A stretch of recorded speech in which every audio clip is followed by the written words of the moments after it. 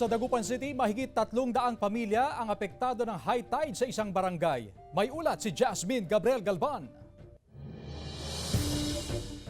Apektado pa rin ng high tide ang ilang kabahayan sa Barangay Poblacion Weste sa Dagupan City. Mahigit 300 pamilyang apektado ng baha sa lugar. Karaniwan na tuwing umaga nararanasan ang mataas na antas ng baha pero humuhu pa rin pagsapit ng hapon. Sa oras na bumuti ang lagay ng panahon, sisimulan na ang pagpapataas sa kalsada sa barangay. I-start na po sana 2 weeks ago, kaya lang po naantala dahil nga po biglang umulan at bumagyo po kaya na-postpone po yung paggawa. Sa monitoring ng Pangasinan Disaster Risk Reduction and Management Office, patuloy ang pagbaba ng antas sa mga kailugan sa probinsya. Humupa na rin ang baha sa iba't ibang bayan. Nakauwi na ang mga evacuees sa kanilang mga bahay. Mula sa red, ibinaba na sa blue ang alert status ng probinsya. Mahigit 200 million pesos ang danyos sa agrikultura at infrastruktura. Nag-subside na yung mga iba, yung 2 barangay na lang, kasi yung mga river system natin ay bumaba na rin. Patuloy na lumalakas ang nararanasang habagat ayon sa Pag-asa. Mga bayan sa Western Pangasinan ang pinakaapektado sa ngayon ng habagat. Patuloy na pinag-iingat ng Pag-asa ang publiko sa banta ng flash flood. Kasama si Ron Alistair Taniedo,